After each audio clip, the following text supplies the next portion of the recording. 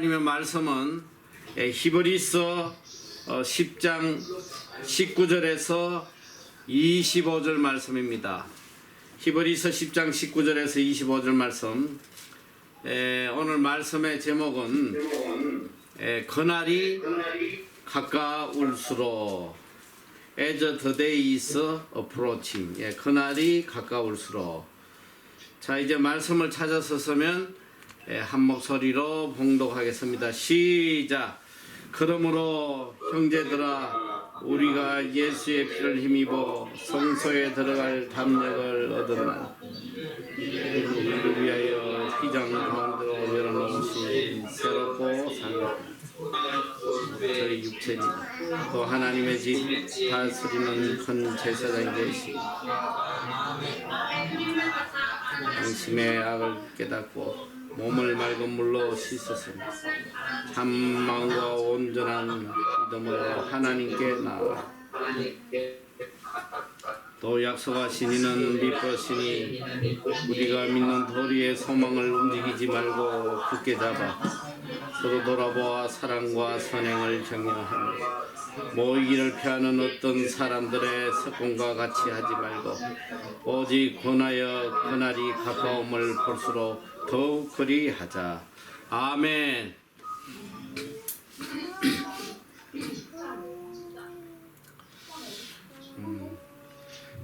최근에 새로운 용어가 등장을 했습니다. 이 전 세계인에게 새롭게 쓰이고 있는 이 용어는 New Normal이라는 단어예요. NEWNORMAL, New Normal, 새로운 일상이라는 용어입니다. 사실 이 용어는 경제 용어로서 이 경제 변화의 흐름에 따른 새로운 기준을 말하는 용어인데, 최근에 이 코로나가 나타난 이후에 닥쳐올 새로운 삶의 변화를 일컫는 말로 지금 사용되고 있습니다. New Normal. 과거의 일상이 이제는 사라지고 새로운 삶의 방식이 일상이 되었다는 뜻입니다.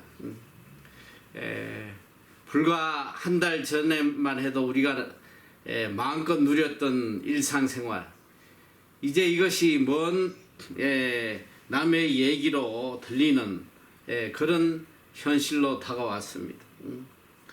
마음껏 모여서 잡담을 하고 또 마음껏 모여서 식사도 하고 여행도 다니고 하던 이런 생활이 이제는 사라지고 서로의 만남이 금지되고 또 길을 걸어도 2m씩 띄우고 다니게 하고 이제는 예배도 모여서 드리지 못하고 심지어 장례식이든 결혼식이든 사람들이 함께 모이지 못하도록 모든 삶이 변화가 됐습니다.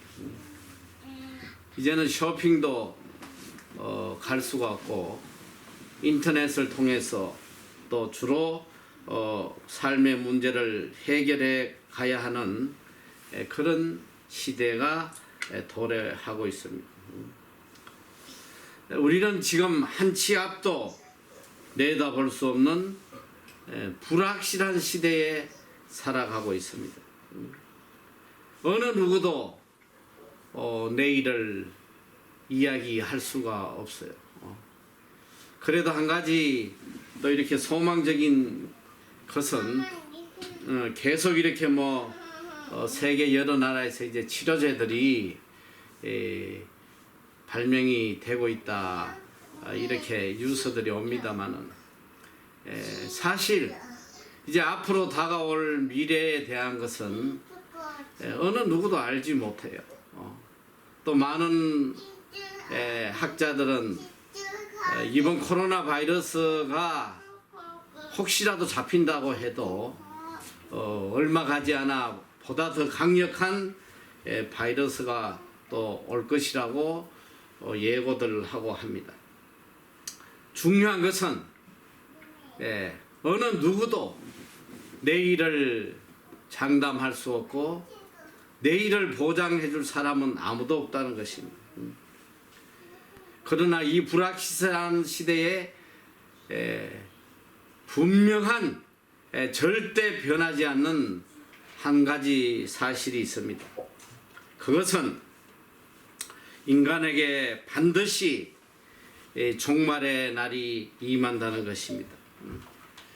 개인의 종말 또 인류의 종말이 있음을 우리는 부인할 수가 없어요. 그래서 히브리서 9장 27절에는 한 번 죽는 것은 사람에게 정하신 것이요 그 후에는 심판이 있으리라 이렇게 말씀하고 계십니다. 남녀노소 누구에게든지 분명한 사실은 한 번은 반드시 죽을 수밖에 없다는 사실입니다. 세상에는 이 크게 보면 두 종류의 사람이 있습니다. 하나는 어리석은 사람이고 하나는 지혜로운 사람입니다. 이 어리석은 사람은 현재만 바라보고 살아가요. 이 땅에 종속된 자요. 이 땅이 끝인지 알고 이 땅을 위해서 살아가는 사람. 이 사람은 어리석은 사람이고 또 지혜로운 사람은 영원을 바라보며 비록 이 땅에 살지만 영원을 살아가는 영원에 속해서 살아가는 사람이 지혜로운 사람입니다. 오늘 세상 사람들은 지식을 많이 쌓으려고 애를 써요. 그런데 정작 우리 삶에 가장 필요한 지혜를 얻으려고 하는 사람은 그렇게 많지 않습니다. 영혼을 살아가는 자에게 필요한 것은 이 땅의 지식이 아니라 하나님이 주시는 지혜입니다. 그래서 야고보 3장 17절에 보면 오직 위로부터 난 지혜는 첫째 성결하고 다음에 화평하고 관용하고 양순하며 긍휼과 선한 열매가 가득하고 편벽과 거짓이 없다 이렇게 말씀하고 계세요. 하나님이 주신 지혜에는 성결함이 있고 마음에 화평함이 있고 평안이 있고 관용과 양순과 긍휼과 그리고 지혜를 가지고 사는 사람의 삶 속에는 항상 선한 열매들이 맺히는 것입니다. 지혜가 없는 지식, 이것은 때때로 없는 것보다 못할 때가 있습니다. 이 세상적인 지식은 자칫하면 인생을 파괴시키기도 합니다.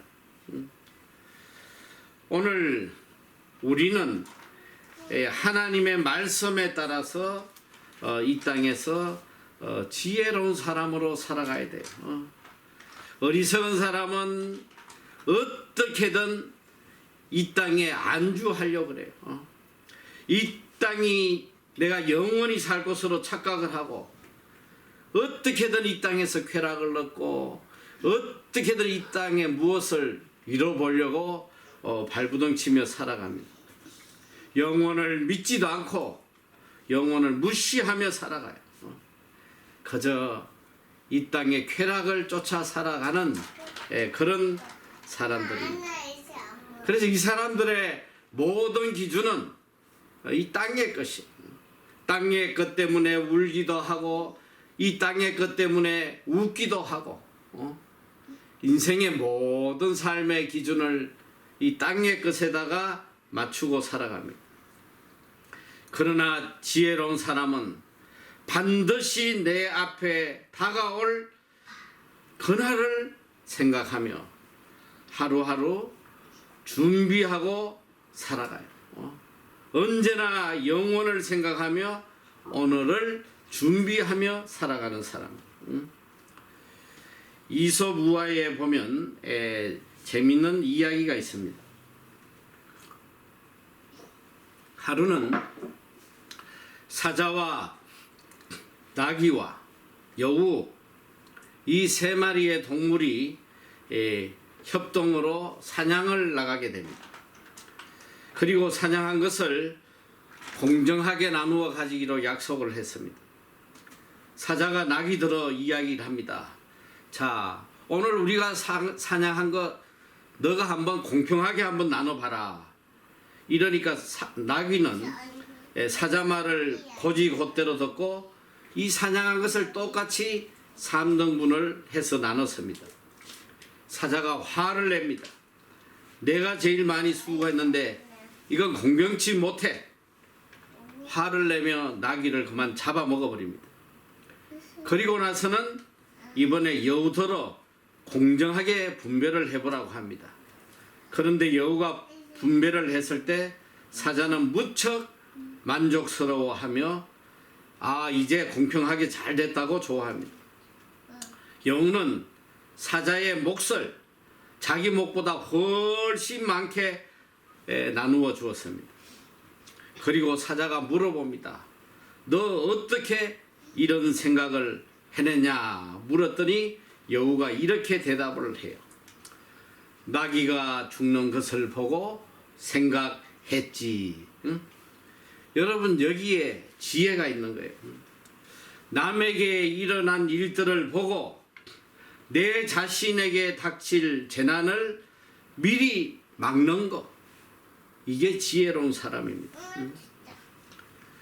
남의 죽음을 보고 나의 죽음을 볼 수 있는 사람이 지혜로운 사람이에요.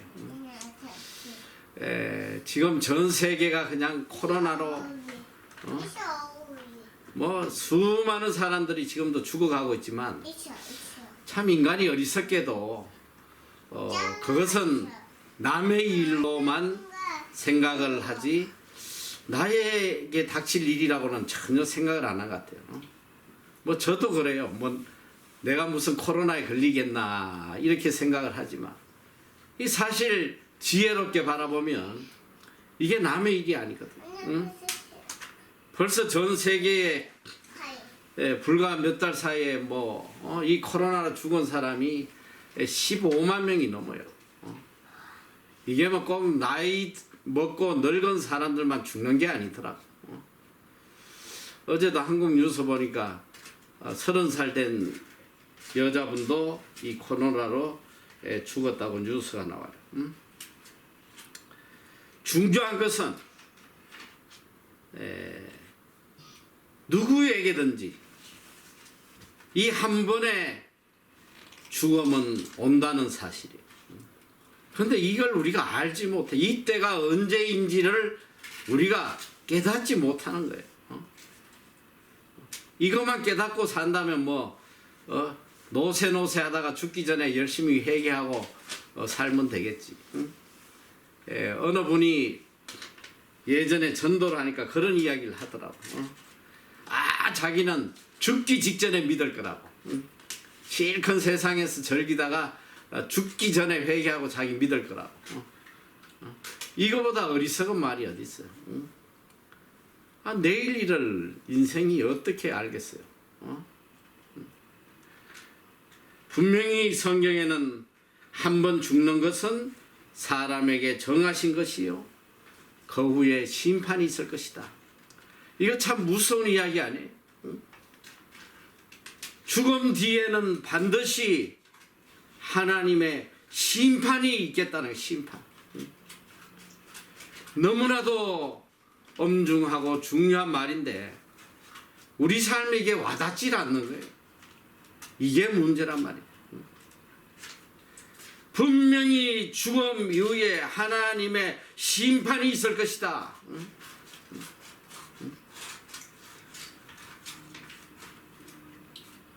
이 심판을 생각하며 오늘 하루하루를 지혜롭게 살아가는 것. 이것이 우리에게 가장 필요한 것입니다. 요 근래에 몇 주 동안 그냥 한국의 톱뉴스로 방송이 되는 한 사건이 있었어요. 저도 뭐 이 사건이 구체적으로 어떤 내용인지는 확실히 모르지만은 어쨌든 이 우리 사회에 너무나 큰 충격을 주고 많은 사람들이 분노하는 그런 사건입니다.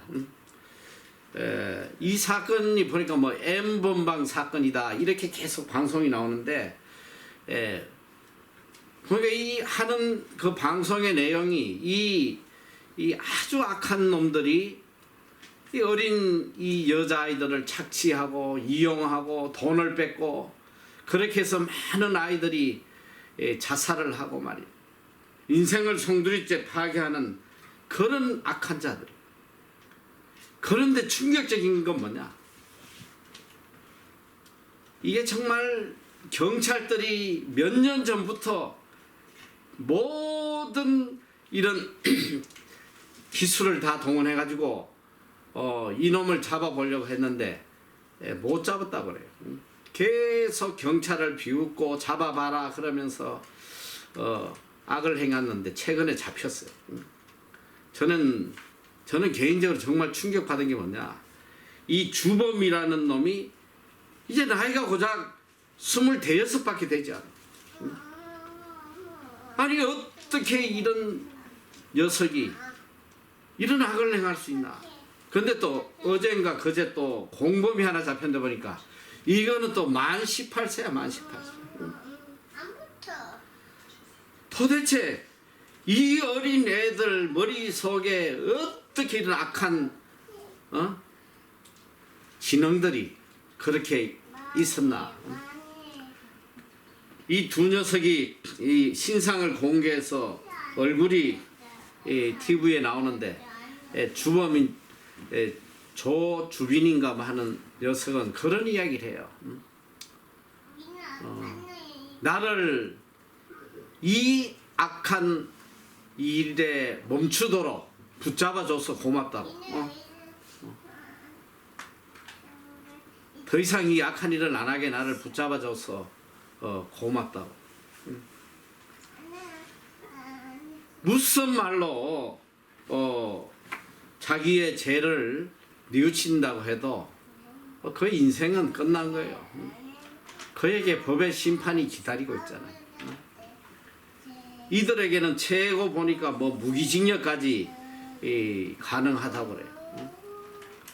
그 젊은 아이들이 일평생을 이제 뭐 후회하고 뭐 아무리 사죄를 해도 그들은 법의 심판을 받고 비참하게 인생을 망칠 수밖에 없습니다.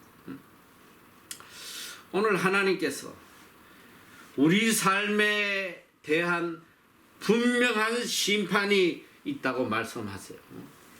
이거 참 무서운 말씀이 아닙니까? 내가 이 땅에서 어떻게 살아왔는지 그것에 대한 분명한 심판이 있을 것이다. 우리는 적어도 앞으로 우리에게 다가올 이 죽음과 심판에 대해서 깊이 생각하며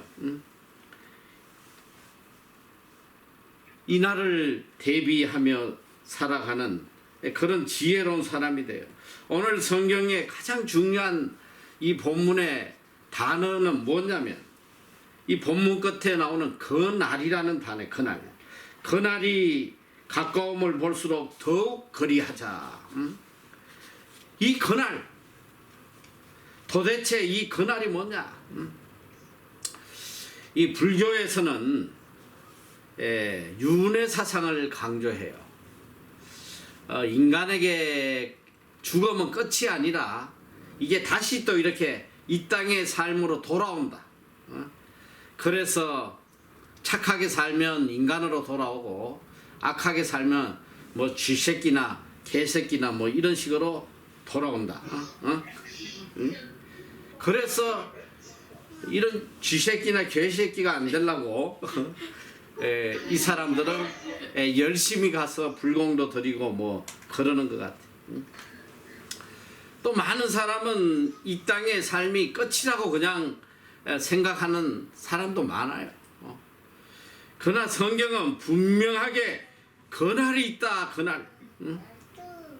성경은 시간을 처음과 끝, 이 처음과 끝이 있는 것이 아니고 처음은 있으나 끝이 없음을 이야기하고 있어요. 성경이 말하는 끝이라는 것은 바로 영생의 시작을 이야기하고 있는 거예요. 그래서 성경은 시간을 직선적으로 말씀합니다. 창조가 있고 이 땅의 마지막 종말론적 시간이 있으나 그 시간은 끝이 아니라 새로운 영생의 시작이라고 성경은 말씀하고 계세요. 그래서 그날은 이 히브리 신학의 핵을 이루는 매우 중요한 사상입니다. 구약에서는 이 그날을 주의 날이라고 이야기했습니다. 주의 날, 로드스 데이, 곧 메시아의 날을 그날이라고 이야기하고 있습니다. 그래서 성경에서 신학에서는 오메가 포인트, 바로 이 그날, 하나님 앞에 서는 그날, 하나님이 심판하시는 그날. 여러분, 우리가 알아야 될 것은 오늘이 있기 때문에 그날이 있는 것이 아니고 이미 정해진 그날이 있기 때문에 오늘이 존재하는 거예요. 그날을 위해서 하나님이 우리에게 오늘을 주신 것이라는 것입니다. 이것은 마치 배가 항해를 하는 것과 마찬가지예요. 배가 항구를 떠날 때에 그냥 바람 부는 대로 멋대로 가는 것이 아니고 가야 할 목적지를 분명히 정해놓고 그곳을 향해서 항해를 하는 것입니다. 오늘 우리 인생도 마찬가지예요. 우리가 가야 할 영원한 나라를 정해놓고 오늘을 살아가는 것입니다. 그날이 있다고 하는 말은 역사의 종말이 반드시 있다는 것입니다. 그날은 하나님이 정하신 날이에요. 우리 인간이 정하는 날이 아니에요. 하나님의 뜻 안에서 하나님이 결정하신 날입니다. 알파와 오메가요, 창조와 심판입니다. 그 알파와 오메가, 창조와 심판 사이에 오늘이라는 시간이 있는 것입니다. 그래서 예수님께서도 이 땅에 오셔서 3년 동안 끝없이 가르치신 핵심이 뭐냐면 이 오메가 포인트가 뭐냐? 바로 천국이에요. 천국을 가르치고 계신 거예요. 우리가 이미 산상수훈을 배웠듯이 심령이 가난한 자는 복이 있나니 천국이 저희 것이다. 어를 위하여 핍박을 받는 자는 복이 있나니 천국이 저희 것이다. 이미 정해진 천국을 전제해두고 이 천국을 향해 살아가도록 가르치고 계세요. 그래서 예수님이 이 땅에 와서 첫 번째 외치신 말씀이 바로 이 말씀이에요. 천국이 가까웠다. 회개하라는 거예요. 회개하라. 천국이 가까웠다. 이 천국을 알려주시고 이 천국에 가게 하시기 위해서 주님이 이 땅에 오신 것입니다. 우리에게 가장 중요한 것은 바로 하나님 앞에 서는 그날입니다. 이 역사의 종말을 믿는 사람과 믿지 않는 사람의 삶에는 엄청난 차이가 있습니다. 심판의 날, 이 심판의 날을 믿고 살아간 사람에게는 이 날이 구원의 날이요, 은혜의 날이요, 영생의 날이요, 가장 복된 날이 되는 것입니다. 성경은 이미 이 말세의 징조가 가까이 왔음을 계속 우리에게 전가하고 있습니다. 주님께서도 말씀하세요. 내가 문 밖에 서서 두드린다. 요한계시록 3장 20절 볼지어다 내가 문 밖에 서서 두드리노니 누구든지 내 음성을 듣고 문을 열면 내가 그에게 들어가 그로 더불어 먹고 그는 나로 더불어 먹으리라. 주님은 이거 다 이거야? 주님이 이 땅에 오시는 그날부터 계속 종말이 임박했음을 말씀하고 계세요. 오늘 사실 이 신약 시대를 살아가는 모든 사람들은 종말론적 세계관을 가지고 그 다시 오실 예수 그리스도를 생각하며 오늘을 살으라고 성경은 말씀하고 계십니다. 이 종말론적 세계를 살아가는 오늘 우리들, 새로운 가치, 새로운 신앙의 체계를 세우며 살아야 합니다. 이 종말의 시간, 중요한 건 뭐냐? 우리가 그 시와 때는 알 수는 없으나 이 종말의 시간이 갈수록 가까이 다가오고 있다는 것은 분명한 사실입니다. 이 뉴 노멀의 시대, 저는 이 세상적으로 뉴 노멀의 시대가 왔지만 또한 우리 영적인 삶에 있어서도 뉴 노멀의 시대가 분명히 도래했다고 저는 믿고 있습니다. 우리가 이 세상에 일어나는 모든 현상을 통해서 우리가 뉴 노멀로 돌아가지 않으면 되지 않아요.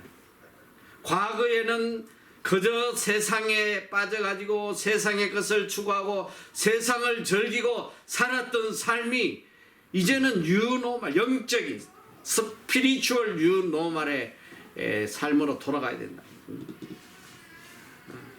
이 사건을 바라보면서 이제는 더 주님께 다가가고 더 주님 중심의 삶을 살고 더 천국의 소망을 갖고 살아가는 새로운 유노말의 영적 삶을 살아야 합니다.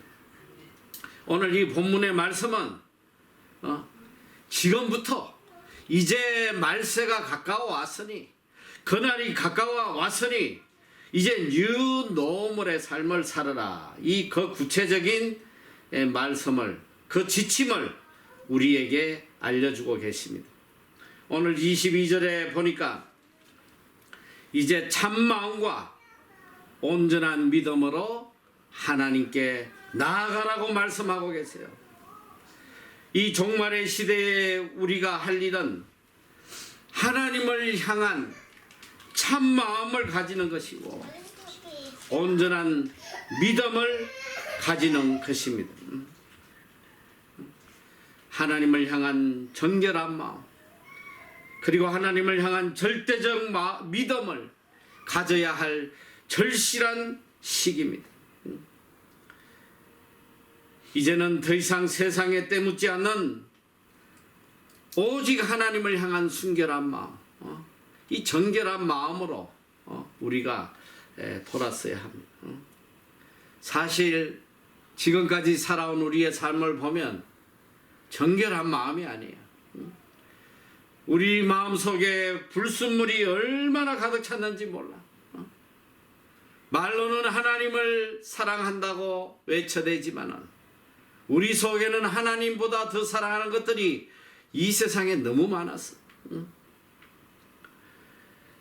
세상을 향한 정욕, 돈과 명예, 이 육신의 생각들로 가득 차 있었단 말이지.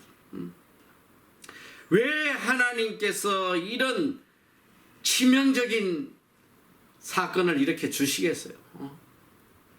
뭐 코로나 바이러스가 뭐 온 게 뭐 중국 때문에 왔다, 뭐 동물 뭐 이걸 뭐 잡아 먹어서 왔다, 별별 이야기가 있지만 그렇지 않아요. 이 재앙을 주시는 분은 하나님이세요. 하나님께서 우리가 다시 새롭게 돌아서도록 깨닫도록 주시는 하나님의 원인이라는 이걸 보고도 우리가 과거의 일상적인 삶을 살아간다면 소망이 없는 거예요. 우리는 영적 뉴노멀, 정말 하나님 앞에 참마음과 온전한 믿음으로 돌아서는 이런 계기가 되지 않으면 안 됩니다. 여러분, 다윗이 왜 위대한지 알아요? 성경에 보면 하나님께서 다윗을 가장 사랑하셨다고, 그리고 다윗의 이름이 성경에 가장 많이 나와요. 오직 다윗에게만 다윗은 내 마음에 합한 자라고, 다윗의 마음이 내 마음과 같다고 하나님은 그를 기뻐하셨습니다. 그는 비록 큰 죄악을 행하긴 했으나 그가 다시 하나님께 돌아서서 그는 일평생 무엇에 초점을 맞췄냐? 어떻게 하면 내가 하나님 앞에 깨끗한 마음을 가지고 정직한 영으로 하나님의 뜻을 이루고 살아갈까? 일평생 그의 간절한 기도의 제목이었습니다. 시편 51편 10절에 보면 하나님이여 내 속에 정한 마음을 창조하시고 내 안에 정직한 영을 새롭게 하소서. 그는 일평생 이걸 가지고 하나님 앞에 간절히 간구했다는. 오늘 우리는 하나님 앞에 이 간구를 해야 돼요. 하나님, 저에게 정한 마음을 주시옵소서.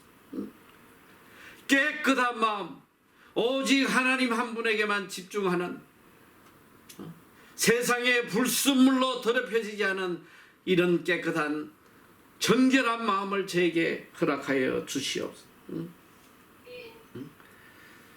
그리고 우리는 온전한 믿음을 가져야 됩니다. 이건 절대적 믿음이에요. 우리는 그동안 너무나 쉽게 하나님을 향한 믿음이 흔들려 왔습니다. 조금만 어려운 상황이 오면 세상과 타협하고 인간과 타협하고 하나님을 절대적으로 의지하지 않는.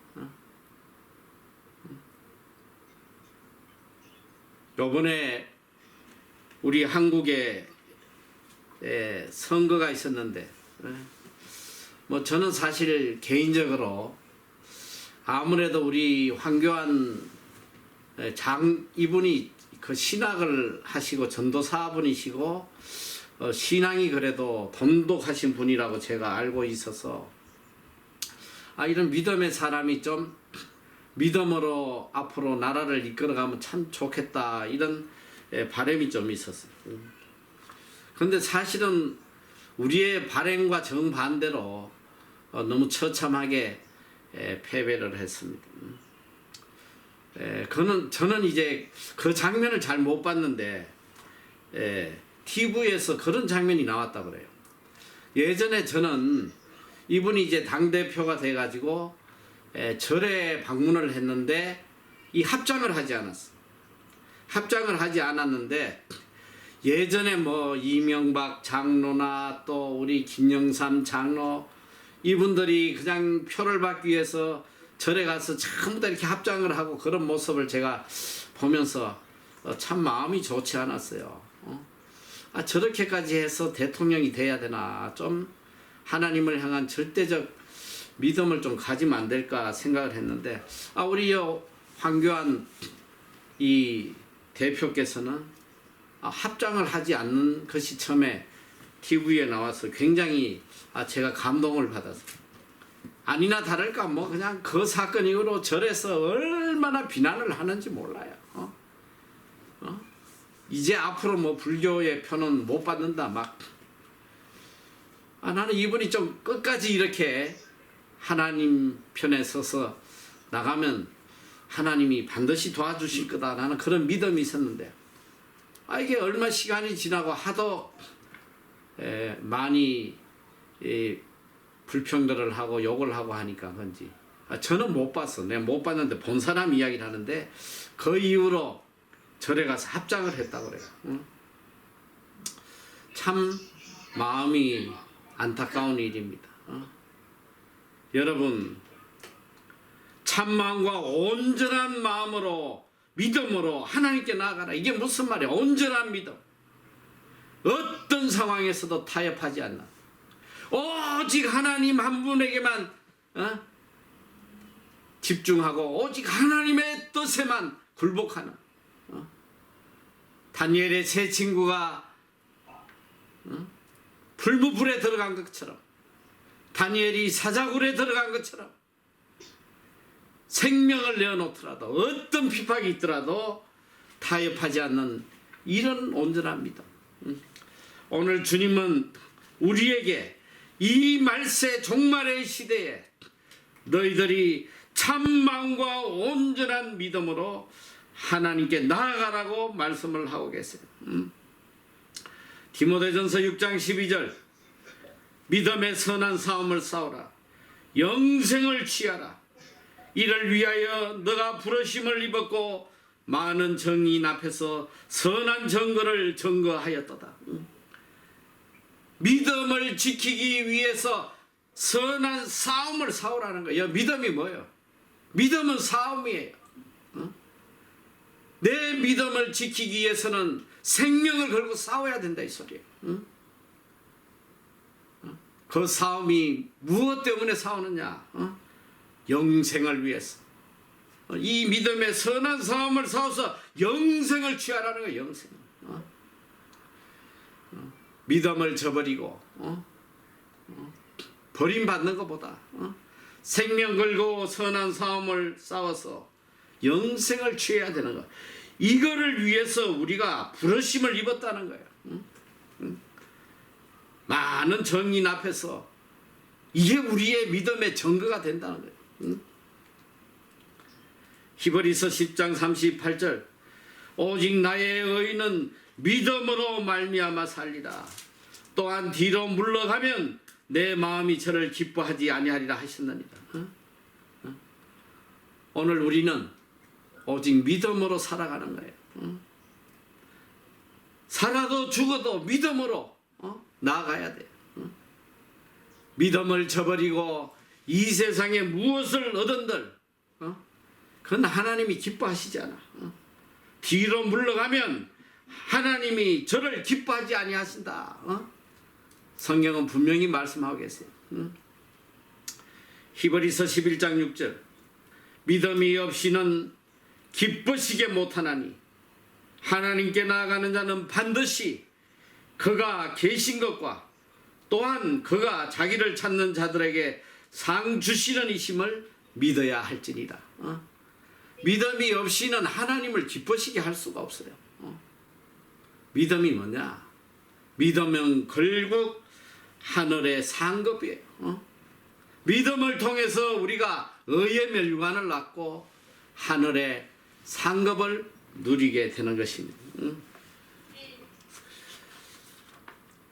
이제는 이 재앙을 통해서 세상을 향해 달려갔던 마음을 깨끗이 버리고 정결한 마음으로 온전한 믿음으로 하나님께 나아가는 이 은혜의 시간이 다 되시기를 축원합니다. 둘째로 오늘 우리는 어떻게 살아야 되느냐? 우리가 믿는 도리의 소망을 움직이지 말고 굳게 잡아 서로 돌아보아 사랑과 선행을 격려해라. 둘째는 소망을 확고히 하라고 하십니다.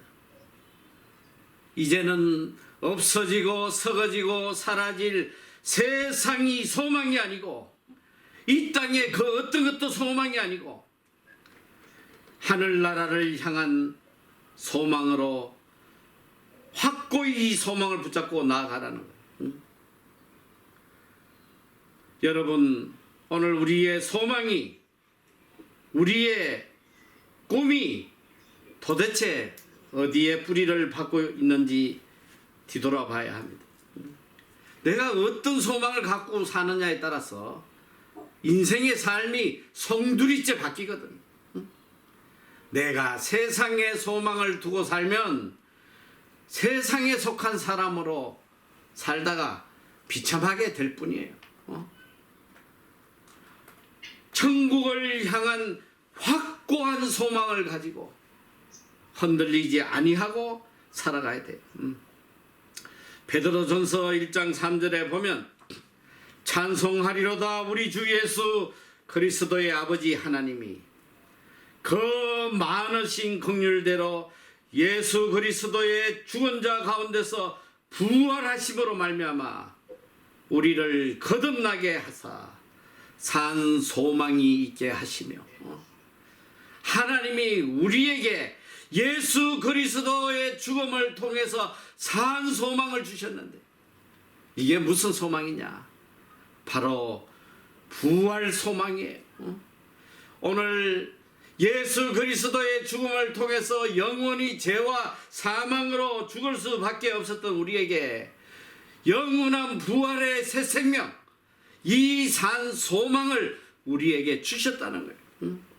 오늘 우리는 이 부활의 소망을 확고히 붙잡고 흔들리지 않고 나가야 합니다. 그리고 디모데전서 3장 7절에 보니까 우리로 저의 은혜를 힘입어 의롭다 하심을 얻어 영생의 소망을 따라 후사가 되게 하려 하십니다. 주님이 우리의 죄를 대속하시고 우리를 의롭게 하신 이유가 어디냐? 우리가 영생의 소망을 가지고 살아서 하늘나라에서 하나님의 자녀, 하나님의 후사가 되게 하심이라고 그랬어요. 오늘 우리는 이 땅에서 분명하게 가져야 할 소망이 뭐냐? 부활의 소망과 영생의 소망을 갖고 살아야 돼. 어떤 상황에서도 이 소망이 흔들리면 되지 않아요. 확고한 소망. 이 소망을 가지면 어떤 어려운 상황도 죽음도 다 물리칠 수 있는 놀라운 능력이 이곳에서 나오는 것입니다.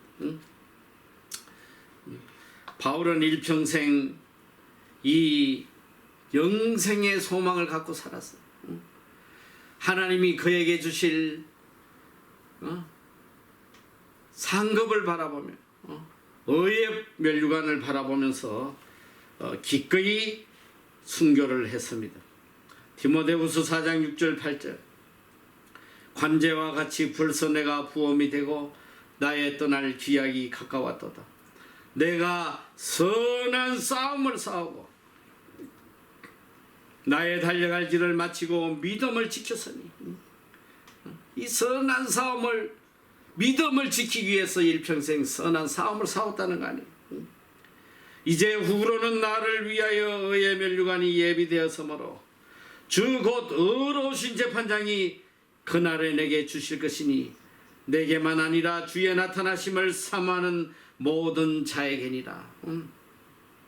여러분,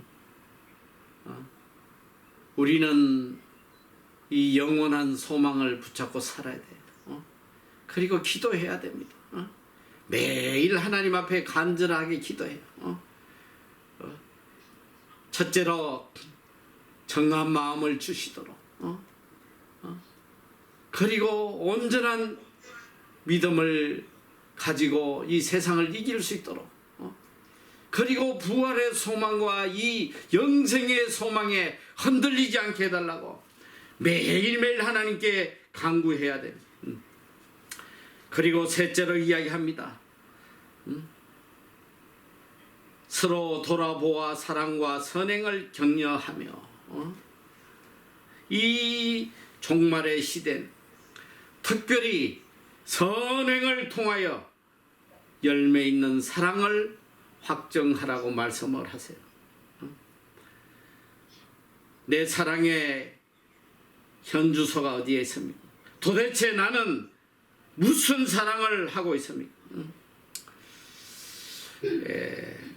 저는 이 사랑과 선행은 떼어놓을 수야 떼어놓을 수 없는 함께 가는 것으로 생각합니다. 왜냐하면 이 이웃을 향한 사랑의 열매는 선행으로 나타나요.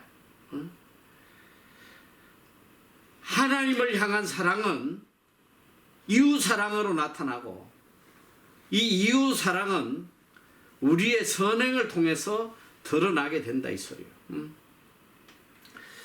그래서 이 사람이 정말 사랑을 실천하고 있느냐 있지 않느냐는 그 사람의 선행을 보면 알아요.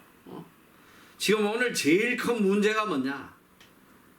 이웃을 사랑한다고 입술로는 늘 외쳐대지만 그 삶에 사랑의 열매인 선행이 나타나잖아. 성경은 이 선행을 얼마나 강조하는지 몰라요. 이제 우리가 다음 시간에 산상수훈에서 배우겠지만 너희가 세상의 빛과 소금으로 살아나는, 세상의 빛과 소금으로 살아야하는데 16절에 5장 16절에 보면 이같이 너희 빛을 사람 앞에 비추게 하여 저희로 너희 착한 행실을 보고 하늘에 계신 너희 아버지께 영광을 돌리게 해라. 세상의 빛이 뭐냐면 착한 행실이에요. 이웃에게 보여진 이 착한 행실, 이것이 우리의 빛이란 말이에요. 이 착한 행실을 통해서 믿지 않는 자들이 하나님께 영광 돌리게 하는 삶, 이게 빛의 삶이에요. 베드로전서 4장 19절에 보니까 그러므로 하나님의 뜻대로 고난을 받는 자들은 또한 선을 행하는 가운데 그 영혼을 미쁘신 조물주께 부탁할지어다. 어느 정도 우리가 선을 행하고 살아야 되냐? 고난 중에 죽음 앞에서까지 선을 행하고, 선을 행하면서 어디까지 선을 행해야 되냐? 그 영혼을 미쁘신 조물주께 하나님께 내어놓고 거기까지 선을 행하고 살아라는. 고난 중에 어떤 고난이 와도 생명을 내어놓고 선을 행하고 살아라는. 선행은 바로 우리 신앙의 결정체입니다. 하나님의 사랑이 선행을 통해서 우리 이웃에게 전달되는 것이에요. 그래서 야고보서에는 삶 속에 이 선행이 나타나지 않으면 이거는 믿음이 아니다. 이게 무슨 믿음이냐? 행함이 없는 믿음, 이것은 거짓이다. 죽은 믿음이다. 강하게 책망하고 있습니다. 여러분, 제가 특별히 이 선행에 대해서 성경을 보면서 구약부터 신약까지 하나님이 얼마나 선행에 대해서 강조를 하시는지 말로 할 수가 없어요. 저는 이 믿음의 이 크기는 선행의 크기와 비례한다고 생각을 해요. 정말 믿음이 있으면, 하나님을 향한 온전한 믿음이 있으면 그 삶의 선행으로 이 이웃 사랑의 열매가 나오게 돼 있단 말이에요. 어느 정도 하나님께서 선행을 강조하고 계시냐? 에베소서 2장 10절에는 우리를 창조하신 목적이 선행을 하게 하도록 창조하셨다는 거예요. 에베소서 2장 10절, 우리는 그의 만드신 바라 그리스도 예수 안에서 선한 일을 위하여 지으심을 받은 자니, 이 일은 하나님이 전에 예비하사 우리로 그 가운데 행하게 하려 하십니다. 우리를 지으신 목적이 그리스도 예수 안에서 선한 일을 하라고 지으셨다는, 선한 일. 그리고 디모데 2장 14절은 더 놀라운 말씀이에요. 그가, 주님이 우리를 대신하여 자신을 주심은 모든 불법에서 우리를 구속하시고 우리를 깨끗하게 하사 선한 일에 열심하는 친 백성이 되게 하려 하십니다. 예수님이 왜 십자가에 우리 죄를 대신해서 죽으셨냐? 왜 우리를 위해서 우리 죄를 대신해 주셨냐? 선한 일 열심히 하는 하나님의 친 백성이 되게 하려고 십자가를 지셨다는 거 아니에요? 디모데후서 4장 16절. 하나님이 왜 성경을 주셨냐? 성경을 주신 목적이 있습니다. 모든 성경은 하나님의 감동으로 된 것으로 교훈과 책망과 바르게 함과 의로 교육하기에 유익하니 이는 하나님의 사람으로 온전케 하며 모든 선한 일을 행하기에 온전케 하려 함이니라. 성경을 주신 목적이 뭐냐? 하나님의 사람이 선한 일 하는데 온전케 되도록 가르치기 위해서 하나님의 말씀을 주셨다. 여러분, 하나님이 우리에게 바라는 궁극적인 목적이 뭐냐면 성경 전체는 하나님 사랑과 이웃 사랑, 이거 두 개 가르쳐 주시는 거예요. 자, 우리가 마음을 다하고 뜻을 다하고 목숨 다해서 하나님 사랑하는데 이 하나님을 사랑하는 사랑이 어떻게 증명이 되냐? 하나님을 사랑하는 사랑이 이웃 사랑으로 나타난단 말이에요. 이웃 사랑으로. 하나님을 사랑하노라 하면서 이웃을 사랑 안 한다면 그거는 거짓이다. 내가 정말 하나님을 사랑하면 이웃을 사랑해야 됩니다.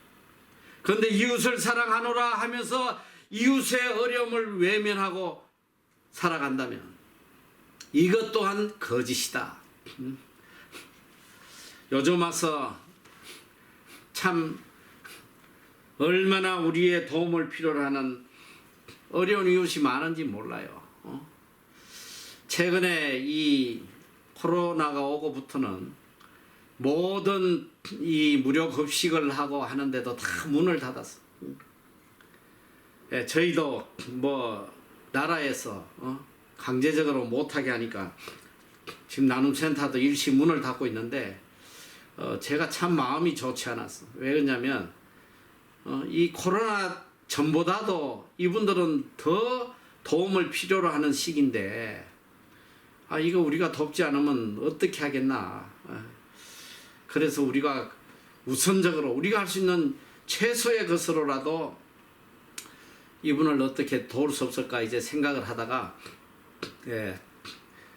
모이지 않고 이제 돕는 방법을 좀 생각을 해서 그래서 아마 이분들이 그래도 하루에 한 끼라도 더 드실 수 있게 라면을 좀 줘야 되겠다 이래서 라면을 이렇게 한 묶음 이렇게 5개씩 든 묶음이 나오더라고. 그걸 구입하고 또 이제 또 주위에 또 헌신하는 분이 있어서 빵과 우유들을 같이 해서 매주 수요일마다 이걸 나눠주기 시작을 했는데 그걸 나눠주면서 그런 생각을 했어요. 야, 이거 뭐 빵 우유 받으려고 이렇게 위험을 무릅쓰고 사람들이 오겠나. 난 개인적으로 그런 생각이 들어서 뭐 몇 명이나 오겠나 했는데 이건 정말 놀라운 거예요.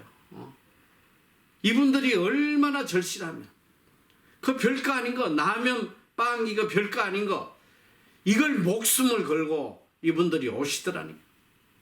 지난 수요일 날은 무려 114분이 오셔. 114분이 끝도 없이 줄을 섰어. 그걸 받아가는데 그 모습을 보면서 제 마음에 또 그래요. 야, 이건 뭐 한 번 줘서 되겠나? 좀 더 줄 수 있는 방법을 한번 연구해 봐야겠다.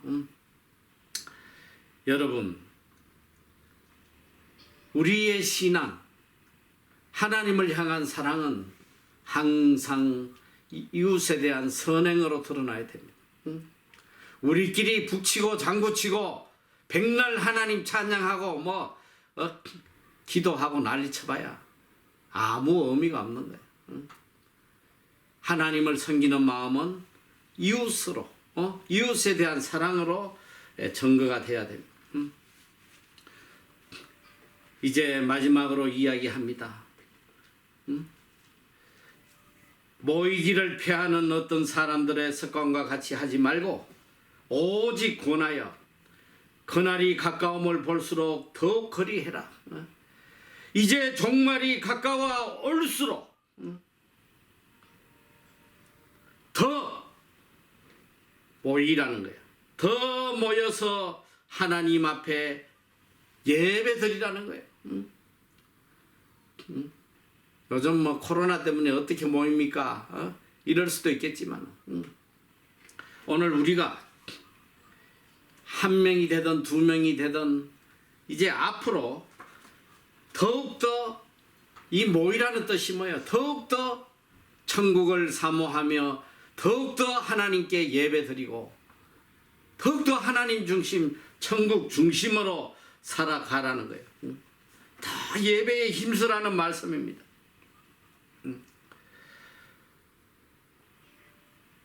말세의 형상을 성경은 이렇게 이야기하고 있습니다. 디모데후서 3장 1절 이하에 보니까 내가 이것을 알라. 말세에 고통하는 때가 이럴 것이다. 사람들은 자기를 사랑하며 돈을 사랑하며 자긍하며 교만하며 회방하며 부모를 거역하며 감사치 아니하며 거룩하지 아니하며 무정하며 원통함을 풀지 아니하며 참수하며 절제하지 아니하며 사나우며 선한 것을 좋아하지 아니하며 배반하여 팔며 조급하며 자고하며 쾌락을 사랑하기를 하나님 사랑하는 것보다 더하며 경건의 모양은 있으나 경건의 능력은 부인하는 자니 이 같은 자들에게서 내가 돌아서라. 이 말세의 현상, 오늘 우리에게 일어나는 모든 현상들이 성경에 이렇게 세밀하게 기록이 되어 있습니다. 이제 여기서 돌아서라는 거예요. 이제 돌아서고 참 마음으로 온전한 믿음으로 하나님께 더 가까이 다가가고 그리고 이제 선한 행실을 통해서 더 하나님께 영광 돌리고 천국에 대한 확고한 소망을 가지고 늘 예배 중심의 삶, 늘 하나님의 중심의 삶을 살아가는 그런 유노말의 삶, 새로운 영적 삶을 살으라고 말씀하고 계십니다.